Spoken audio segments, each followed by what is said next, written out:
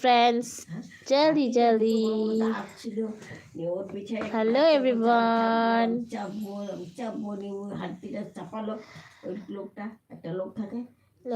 नानी नानी अपना नाती को कविता स्टोरी सुनाए स्टोरी এবার হাতিটার জন্য এবারে পয়সা চাই, হাতির পিঠে চাপলে তো পয়সা দিতে হয়।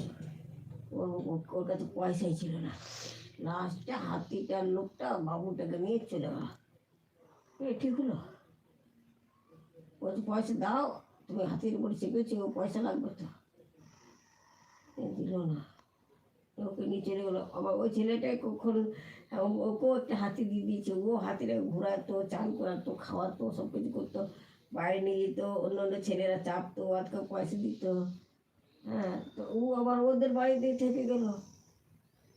হ্যাঁ রে, এটা কেমন হলো? ও ভাব, আমার মা কত কাঁদছে, ওটা আমার ছেলেটা কোথায় গেল, আমাকে কে দেখবে? আরে খোকা ভাত খা, রুটি খা, ডাল খা, কেন খোকা থাকবে? খোকা বই ঘরে চলে গেছে। এই কেমন বল?